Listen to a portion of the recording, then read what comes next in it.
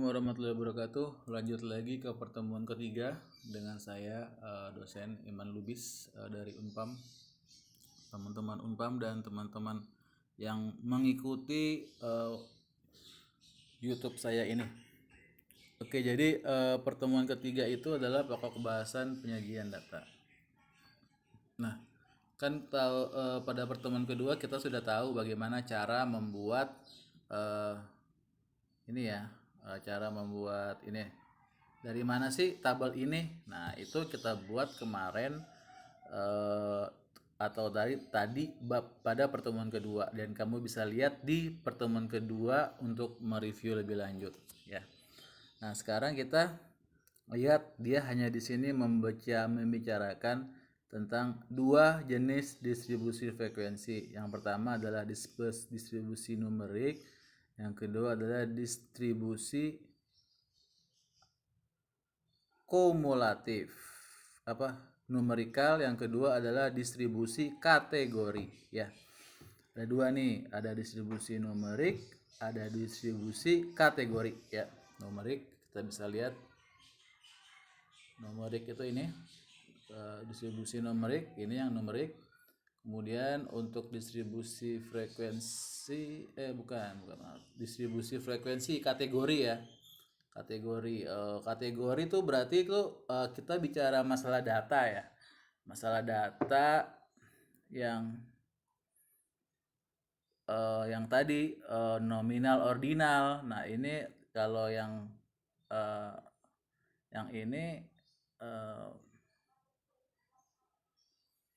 numerik ini ya angka dan interval, rasio dan interval ya. Contoh, nah itu ada frekuensi. Nah, ini numerik adalah frekuensi yang pembagian kelasnya berdasarkan angka secara kuantitatif.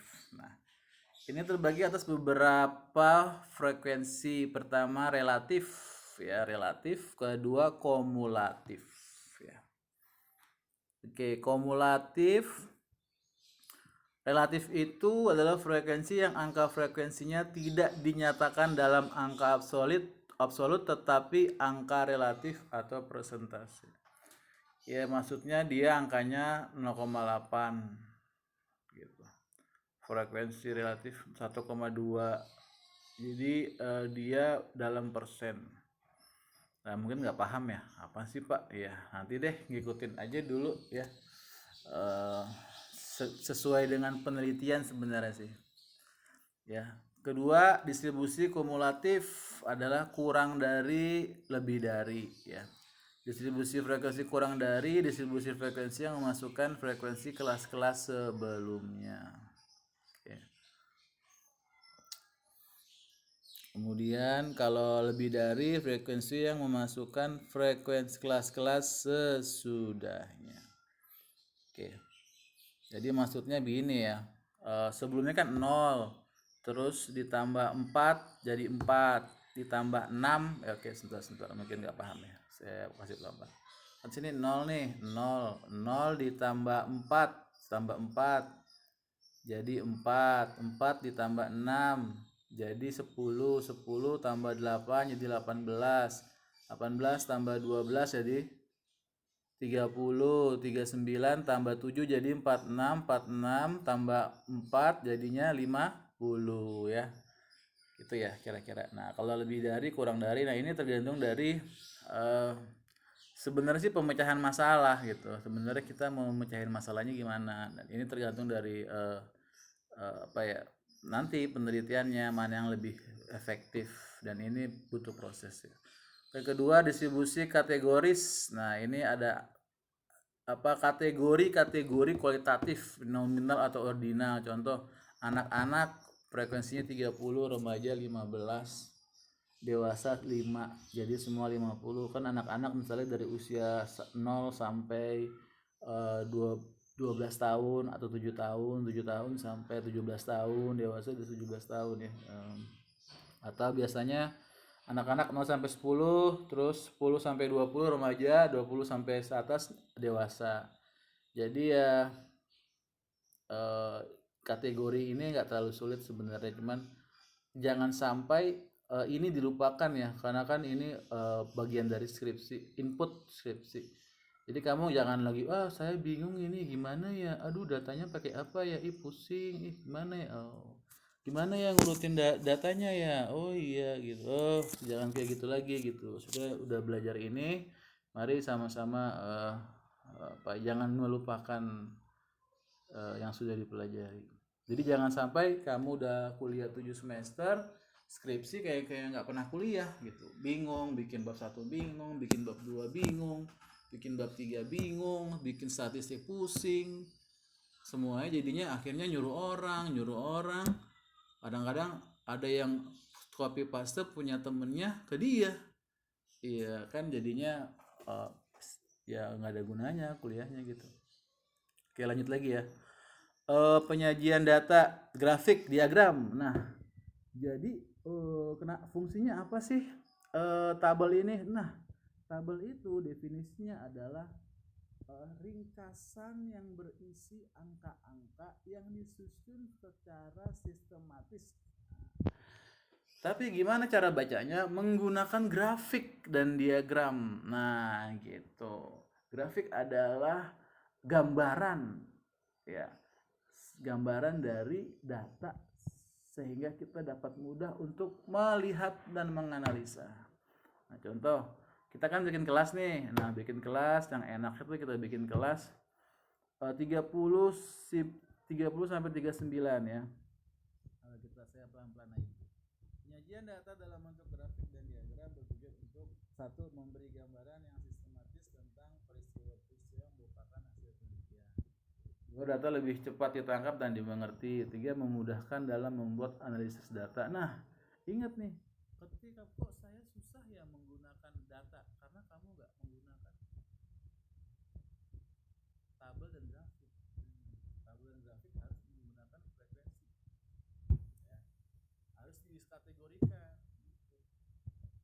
Kalau cuma bikin grafik aja gitu, susunan kata kayak tadi tuh buat 50 data, 50-nya dibikin-bikin kayak gitu, ya kan? Nah, lebih enak kayak gini nih, ya kan? Data dari 5, 10. Kalau bikin histogram gini biasanya dia cross section ya. Maksudnya kita membandingkan dalam satu waktu banyak banyak objek tuh cross section. Nah, kalau time series ke belakang, misalnya 2010 sampai dengan 2020 kan 2000, tapi pada satu variabel atau satu objek misalnya perusahaan PT PLN gitu ya 2010 sampai 2020 itu kan perbandingannya tahun, tapi kalau perbandingan misalnya perusahaan yang sejenis PLN nggak ada karena PLN itu monopoli ya. Makanya bingung gitu kalau kita meneliti PLN ya gimana gitu ya. Itu jadi kondisinya nggak mungkin. Buat MSDM juga bingung gitu mau melihat kinerja PLN gitu ya gitu, mau bandingin sama siapa gitu ya nggak bisa dibandingin sama bank itu jauh, jadi harus saya bank ke bank ya. Histogram nih jadi 29,5 39,5 ya 49,5, jadi ini pakai tepi bawah ya, tepi bawah yang tadi tuh pertemuan kedua gua kamu baca lagi ya.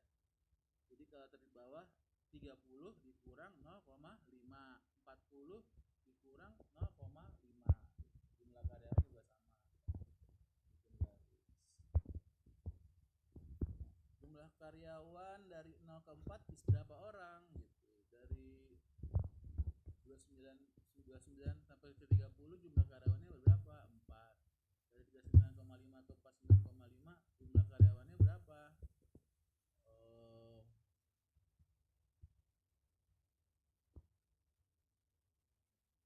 6 ya, 6. Jadi enak ya. Jadi udah terkarakter. Gimana pakai diagram lingkaran nih? Diagram lingkaran. Coba kita pakai 30 sampai 39 dalam persen nih berarti